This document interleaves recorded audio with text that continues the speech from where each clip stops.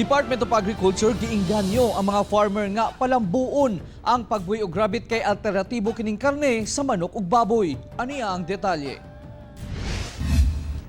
Rabbits are cute kay pang pet, pero yummy ang meat. Yes, yummy.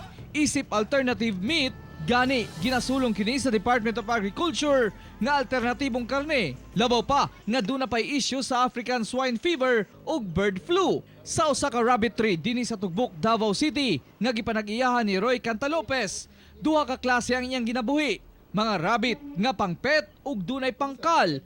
Pero aminado kining dili padawat sa kadaghanan ang pagkaon niini. Actually, daghan jud og mga statement nga negative towards rabbit production.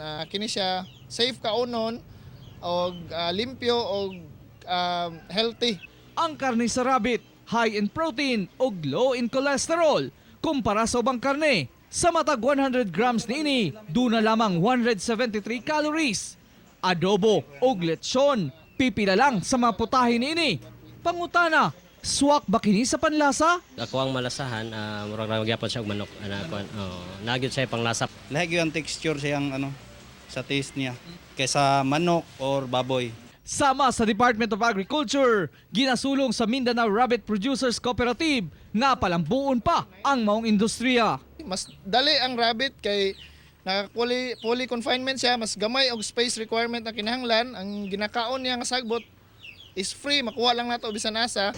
Dili pa man mainstream ang Karneng rabbit apan buot sa grupo nila nga ipasabot ngadto sa katawan nga legal ang pag-ihaw sa rabbit ug regulated kini sa NMIS. Kauban si Melchor Awing sa kamera. Ako si Real Soroche para sa One Mindanao.